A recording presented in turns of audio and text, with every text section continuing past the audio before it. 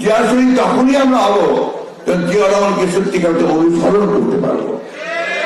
তার যে জীবন, তার যে কর্মজীবন, তার যে রাজনৈতিক চিন্তা, সেগুলোকে যখন আমরা বাস্তবায়িত করতে পারবো, সেটাই হবে সবচেয়ে শরীর হওয়ার উপযুক্ত কাজ, তাই না? তো সেখানে সবচেয়ে বড় জিনিস কি ছিল? শৃঙ্খলা, সততা, নিয়মানুবর্তিতা এবং কাজের প্রতি আন্তরিক নিষ্ঠা আর দূরে চিন্তা করা, দূরদৃষ্টি, এই সবগুলো মিলেই কিন্তু যারা আমাকে চিন্তা করতাম।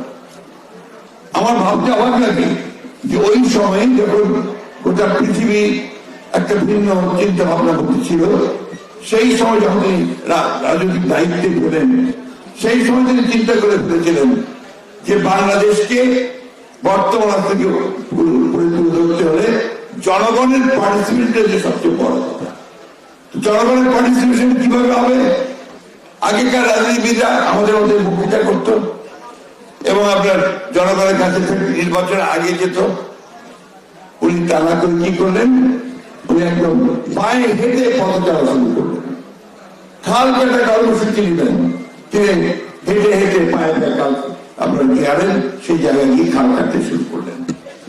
তিনি গ্রামের মধ্যে ঢুকে পড়তে শুরু করলেন, গ্রামের মানুষদেরকে উদ্বুদ্ধ করলেন যে আমরা আসো, আমরা কৃষিকাজ বাড়াই, আমরা জমি ফিরে রাখি, কাজ করি। অন্যদিকে একই সাথে তিনি সুশাসন প্রতিষ্ঠা করলেন, গভর্নেন্সকে শক্তিশালী করলেন। তখন তার আমলে আপনার ঘুষ খাওয়া খুব কমই লোক চিন্তা করতে পারে। এবং নিয়মবর্তীতে কি বলি, আমি তখন আপনার তৎকালীন উপপ্রধানমন্ত্রী হিসেবের সঙ্গে কাজ করছিলাম। তখন মন্ত্রীদের একটা নির্দেশ দেওয়া হলো যে ঠিক সকাল 7টার মধ্যে অফিসে আসতে হবে। তখন আমাদের টাইম ছিল 8টা থেকে 2টা পর্যন্ত। তো এই সময়ের মধ্যে সকাল 7:15 অফিসে থাকতে হবে। এটা দেখার জন্য তিনি নিজে সেক্রেটারিয়েটকে দিয়েছে দাঁড়িয়ে থাকতেন, দেখছেন যে কে কখন আসছে, কে কখন যাচ্ছে। তিনি মন্ত্রীদের জীবনযাত্রা দেখার জন্য, কে কত কিভাবে জীবন চালায় তা দেখার জন্য তিনি মন্ত্রীদের বাসায় গিয়ে বিকেলে চা খেতে শুরু করলেন। প্রত্যেক মন্ত্রী বাসায় গিয়ে তিনি দেখতেন, অর্থাৎ তারা কিভাবে জীবনযাপন করছে, কে কত টাকা আয় করেছে, তার বেতনের বাইরে সেই জিনিসগুলো দেখার জন্য তিনি কিন্তু সেখানে ঠিক আছেন। এই জিনিসগুলো কিন্তু আমাদেরকে মনে রাখতে হবে। আর মনে রাখতে হবে তিনি যে চিন্তা করেছিলেন। আজকে সংস্কারের কথা বলা হচ্ছে, সংস্কারটি শুরু করেছেন, যে কথাটা আমি কিছু বলেছেন। আমি বলি উনি রাজনৈতিক সংস্কারটা ছিল তার সবচেয়ে বড় সংস্কার, যেটা একজন শাসন ব্যবস্থা থেকে বহুদলীয় শাসন ব্যবস্থাতে নিয়ে এসেছিলেন, ওয়ান পার্টি সিস্টেম থেকে মাল্টি পার্টি সিস্টেমে নিয়ে এসেছিলেন এবং সকলের কথা বলার অধিকারটাকে নিশ্চিত করেছিলেন। এই যে মিডিয়া, এই মিডিয়া ছিল না।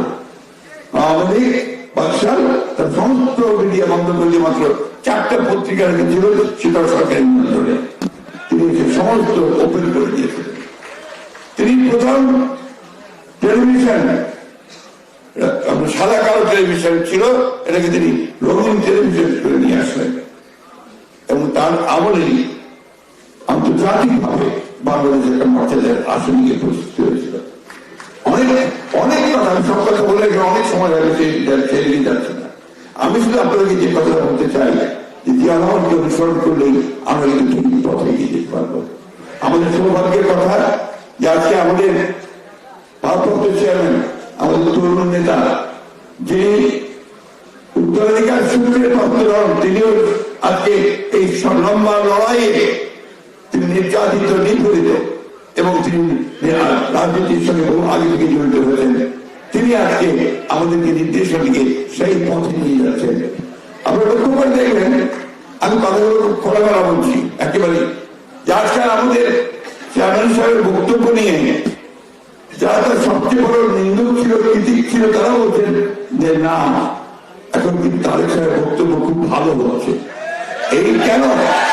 এই কথাটার এই সময় খুব প্রয়োজন আছে, কারণ এই কথাটা এখন বাংলাদেশ একটা ভঙ্গুর অবস্থার মধ্যে আছে। এই সময়ে যে নেতার বক্তব্য জাতিকে উদ্বুদ্ধ করবে, অনুপ্রাণিত করবে, সেখানে কিন্তু জাতির সামনে থেকে এগিয়ে যেতে পারবে।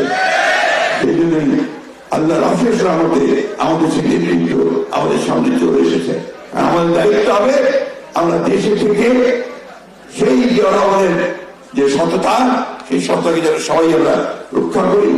তার যে স্বপ্ন, সেই স্বপ্নকে বাস্তবায়িত করার জন্য আমাদের তারেক রহমানের যে স্বপ্ন, সেই স্বপ্নকে বাস্তবায়িত করার জন্য আমরা যেন সবাই ঐক্যবদ্ধভাবে সামনের দিকে এগিয়ে যাই। আরেকটি কথা বলে আমি শেষ করবো, সেটি হচ্ছে যে সহনশীলতা, টলারেন্স গণতন্ত্রের অন্যতম প্রধান জিনিস কিন্তু সহ্য ক্ষমতা। আমাদের গণতন্ত্রে বিশ্বাস করি, আমাদের অনেক অনেক কথা বলবে, আমাদের সমালোচনা করবে, সেই ক্ষেত্রে আমাদেরকে ধৈর্যের সঙ্গে সামনের দিকে এগিয়ে যেতে হবে। আরেকটি কথা, অনেকেই আছে আমাদের ঢাকা মহানগরের নেতৃবৃন্দ আছেন, ছাত্রদল, যুবদল, কংগ্রেস সংগঠন সবাই আছেন এখানে। মানুষের কাছে যেতে হবে, প্রতি পাড়ায় পাড়ায় যান, প্রতি পাড়ায় পাড়ায় যে সংগঠন তৈরি করছেন আমাদের নির্দেশে সেগুলো আরো শক্তিশালী করেন। ছাত্রদল প্রতিটি শিক্ষা প্রতিষ্ঠানে শক্তিশালী অবস্থানে গ্রহণ করেন এবং আমরা যেন আমাদের রাজনীতি দিয়ে সামনের দিকে এগিয়ে যেতে পারি। সংস্কারটা শুরু করেছি আমরা 2 বছর আগে। আমাদের নেতা মহোদয় 31 দফা দিয়েছেন, তাই না? সেই ইতিহাস আর বলতে চাই না, কত কত ভাবে আমরা বিভিন্ন রাজ্যের দলের সাথে কথা বলে প্রায় 2 বছর আরো দফা করে আমরা 31 দফা দিয়েছি। 31 দফা মধ্যে সব কিছু আছে। তাই ওই ব্যক্তি খুব বড় ব্যক্তি, যার যে সংস্কার হবে তারপরে নির্বাচন হবে। নির্বাচন কেন চাইছি আমরা? নির্বাচন চাইছি যে নির্বাচন ছাড়া, একটা নির্বাচিত সরকার ছাড়া কখনোই আপনার সেই শক্তি পাওয়া যায় না, সেই ম্যান্ডেট পাওয়া যায় না, সেই লেজিটিমেসি পাওয়া যায় না, বৈধতা পাওয়া যায় না, যারা বিশেষ বিশেষ বড় রকমের সিদ্ধান্ত নিতে পারে। এমনকি এই সংস্কারগুলোকে যদি আপনার কনস্টিটিউশন দিতে হয়, কনস্টিটিউশন সংস্কার, সেটার জন্য তো আমরা পার্লামেন্ট রাখবেন। সুতরাং নির্বাচন প্রয়োজন, সেই জন্যই যত দ্রুত হয় তত দেশের সংকট দ্রুত কাটবে।